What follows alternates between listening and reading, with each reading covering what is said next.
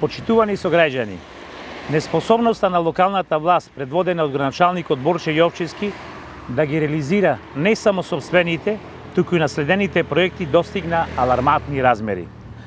Токму затоа, министерот за транспорт и врски на владата на Република Северна Македонија, Благој Бочварски, деновиве во Прилепче оствари средба со Јовчевски, со цел час поскоро, уште во текот на оваа недела, конечно да започнат градежните работи на улица Леце Котески.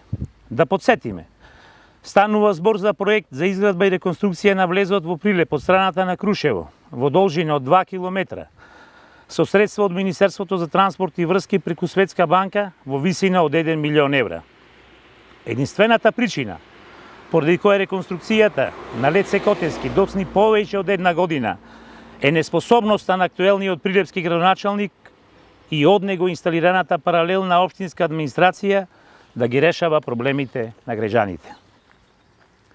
Со издвоените средства за реализација на оваа капитална инвестиција, владата предводена од Социјалдемократскиот сојуз на Македонија покажа дека води подеднаква грижа за секоја општина, за секој населено место, за секој граѓанин во нашата земја. Таквиот начин на функционирање на извршната власт е единствениот начин кој гарантира неселективност и подеднаков третман на сите граѓани, без разлика на тоа во која општина живеат и на која политичка провиненција и припаѓаат. Со издвоените средства за реконструкција на улица Леце Котески, владата на Социјалдемократскиот сојуз на Македонија покажа како треба да се однесува и да владее секоја одговорна власт.